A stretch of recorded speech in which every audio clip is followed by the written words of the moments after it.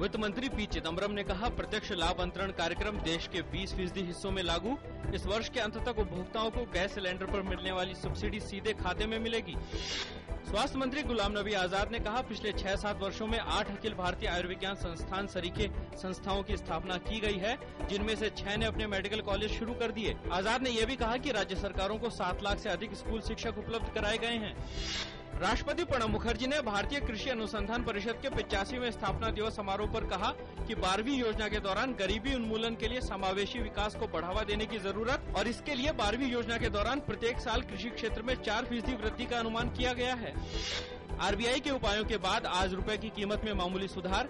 बैंकों के लिए ब्याज दर 2% बढ़ाई, अब नई दर 10.25% हुई। बाजार से 12,000 करोड़ रुपए बटोरने का भी फैसला। गुरुवार को सरकारी प्रतिभूति बेचेगी आरबीआई। महाराष्ट्र में फिर से खुलेंगे डांस बार। सुप्रीम कोर्ट ने महाराष्ट्र में डांस बारों पर लगी पाबंदी हटाने के बम्बई हाई कोर्ट के फैसले को सही ठहराया। झारखंड में पाकुड़ जिले के लिट्टीपाड़ा थाना क्षेत्र के लाबदा गांव में कल करीब 18 नकाबपोश बदमाशों द्वारा एक बालिका छात्रावास में धावा बोलकर 4 नाबालिग छात्राओं के साथ दुष्कर्म करने का मामला आया सामने। अपराधियों की धरपकड़ के लिए छापेमारी जारी। सिख विरोधी दंगों के मामले में सज्जन कुमार को दिल्ली हाई कोर्ट से राहत नहीं। दिल्ली उच्च न्यायालय ने 1984 के सिख विरोधी दंगों के मामले में कांग्रेस नेता सज्जन कुमार के खिलाफ लगाए गए हत्या और दंगे के आरोपों को चुनौती देने संबंधी उनकी याचिका को किया खारिज। विदेशी विनिमय मुद्रा बाजार में आज के शुरुआती कारोबार में ₹64 के सुधार के साथ ₹59.25 प्रति डॉलर पर खुला। कल के कारोबार के दौरान डॉलर की तुलना में ₹33 कमजोर होकर ₹59.89 प्रति डॉलर पर हुआ था बंद।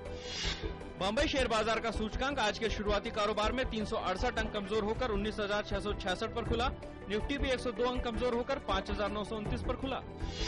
अमेरिकी उप विदेश मंत्री विलियम बर्न्स ने काहिरा में मिस्र के कार्यवाहक नेताओं के साथ की बात।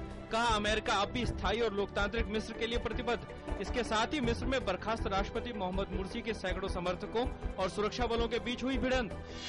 म्यांमार के राष्ट्रपति थिएन सेन ने कहा कि साल के अंत तक सभी राजनीतिक बंदियों को रिहा करने के साथ ही हफ्ते भर में जातीय समूहों के साथ युद्ध विराम संधि की जाएगी। रूस के राष्ट्रपति व्लादिमीर पुतिन ने एडवर्ड स्नोडेन से अब 3 सप्ताह से अधिक तक मॉस्को के हवाई अड्डे पर रहने के बाद बाहर आने को कहा।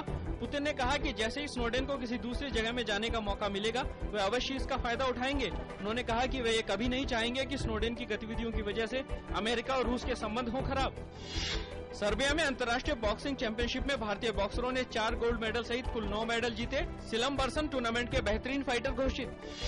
आज प्रसिद्ध स्वाधीनता संग्राम की सेनानी और भारत रत्न अरुणा आसिफ अली की जयंती। 16 जुलाई 1909 को तब के पंजाब के कालका में जन्मी अरुणा ने भारत छोड़ो आंदोलन के दौरान निभाई थी अहम भूमिका।